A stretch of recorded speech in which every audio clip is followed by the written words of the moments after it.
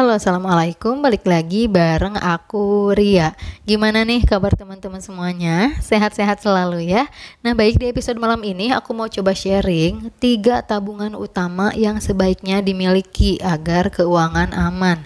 Nah, buat yang pengen tahu pembahasannya, boleh simak tipsnya di video ini sampai selesai. Tapi sebelum lanjut, aku mau ngasih informasi dulu nih buat teman-teman yang lagi nyari alat untuk nabung, misal celengan target, dompet disiplin, atau binder untuk budgeting. Boleh banget klik keranjang yang ada di layar atau langsung aja ke deskripsi. Di sana sudah ada linknya. Mudah-mudahan bisa bermanfaat. Oke, langsung aja yang pertama, tabungan utama yang sebaiknya dimiliki agar keuangan aman yaitu tabungan dana darurat. Nah, sering banget kejadian yang lagi belajar nabung bukannya menabung untuk dana darurat, tapi malah menabung untuk memenuhi keinginan ya. Memang sih nggak maksain minjem uang sana sini atau ngambil cicilan, tapi kalau belum punya tabungan dana darurat itu belum tepat ya. Misal teman-teman selama ini boros, kemudian sekarang belajar nabung, tapi belajar nabungnya untuk beli handphone atau untuk beli yang lain. Nah, sementara dana darurat belum ada. Jangan seperti itu ya. Utamakan dulu kita menabung untuk dana darurat karena itu sangat penting. Kalau kita punya tabungan dana darurat, itu akan menghindarkan kita dari yang namanya hutang. Misal nih amit-amit kehilangan pekerjaan, nggak punya penghasilan, atau dalam situasi mendesak, sakit, butuh biaya untuk berobat yang cukup besar. Nah, kalau punya tabungan dana darurat, kita nggak bakalan mesti nyari pinjaman sana sini. Kita bisa pergunakan dana darurat tersebut. Jadi silahkan menabung untuk keinginan, menabung target, tapi usahakan punya dulu tabungan dana darurat. Jadi yang diutamakan tabungan dana darurat dulu. Nanti kalau udah punya tabungan dana darurat, boleh ya teman-teman mau nabung untuk memenuhi keinginan atau apapun. Itu udah aman. Nah, kemudian berapa sih idealnya tabungan dana darurat yang harus dimiliki? Nah, itu balik lagi pada masing-masing orang ya, masing-masing keluarga. Misalkan nih teman-teman pengeluaran tiap bulannya itu rata-rata 3 juta rupiah. Nah, dana darurat yang harus dimiliki sekitar 3-4 kalinya pengeluaran teman-teman. Jadi amit-amit nih kalau misalkan bunda suaminya nganggur gak punya penghasilan, kalau punya tabungan dana darurat minimalnya selama 3 bulan masih punya bekal ya, sambil nunggu punya pekerjaan baru. Jadi kayak gini ya, misal pengeluaran 3 juta rupiah per bulan. Nah, 3 kali lipatnya itu kan 9 juta rupiah. Nah, kalau teman-teman udah punya tabungan dana darurat 9 juta rupiah itu aman ya.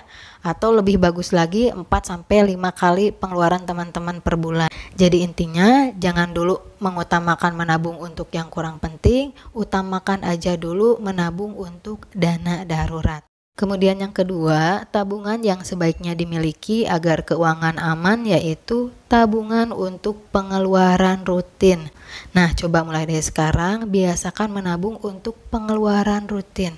Misal nih, udah tahu tiap 5 bulan sekali atau tiap 6 bulan sekali mudik. Nah, itu kan butuh dana ya, butuh anggaran. Sisihkan, mau itu per bulan, mau itu per hari, mau itu per minggu. Jadi misalkan teman-teman mau mudik tuh udah gak bakalan ngambil tabungan dana darurat kalau udah mau nyisihin ya, kalau udah mau menyiapkan anggarannya.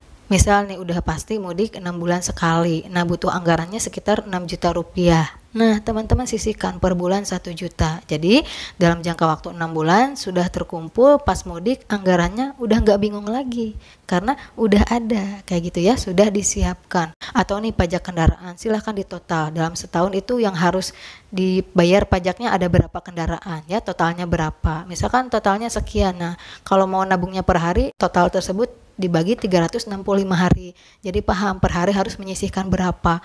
Atau mungkin kalau pengen menyisihkannya tiap bulan dibagi 12 ya, biar nanti tahu per bulan harus menyisihkan berapa untuk bayar pajak kendaraan. Jadi intinya kalau kita udah tahu bakal ada pengeluaran tersebut, alangkah baiknya kita menyiapkan anggarannya dengan cara menabung untuk pengeluaran tersebut ya. Kemudian yang ketiga, tabungan utama yang sebaiknya dimiliki agar keuangan aman yaitu tabungan untuk pengeluaran dadakan.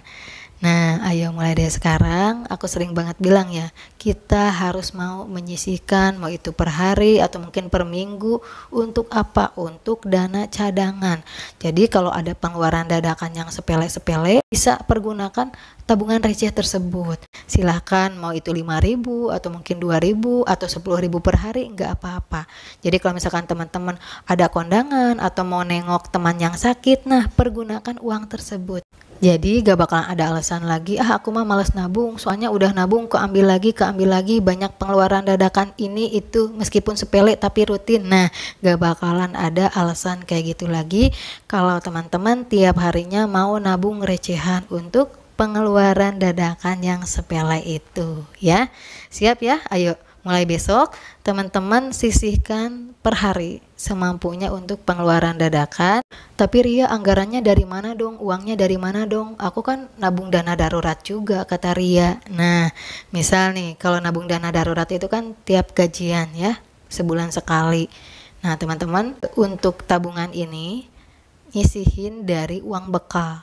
Ya, misalkan jatah uang jajan itu Rp20.000 per hari, lah dikurangi sedikit nggak apa-apa ya, diambil 5.000 atau mungkin diambil 10.000, intinya diatur-atur aja, insya Allah lah bisa ya teman-teman nyisihin per hari ya, diatur-atur aja mana pengeluaran yang masih bisa diminimalisir agar bisa menyisihkan untuk tabungan pengeluaran dadakan seperti itu.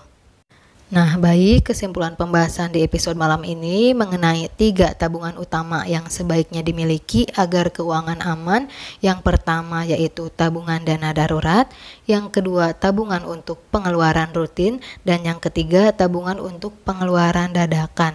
Aku doain nih mudah-mudahan kita semua selalu diberikan kesehatan ya, kelancaran di setiap urusan kita, dan dimudahkan dalam mencari rezeki yang halal dan barokah tentunya, amin ya Allah ya rabbal alamin. Oke, mungkin cukup sekian pembahasan di episode malam ini. Sekali lagi aku nggak ada niatan untuk menggurui, aku cuma pengen sharing aja. Keterima, alhamdulillah, nggak juga nggak apa-apa. Tiap orang punya sudut pandangnya masing-masing ya, punya pendapatnya masing-masing. Kita saling menghargai aja. Mohon maaf apabila banyak salah kata. Kalau suka dengan video ini, boleh like, komen, dan subscribe. Wassalamualaikum warahmatullahi wabarakatuh. Sampai jumpa di video berikutnya.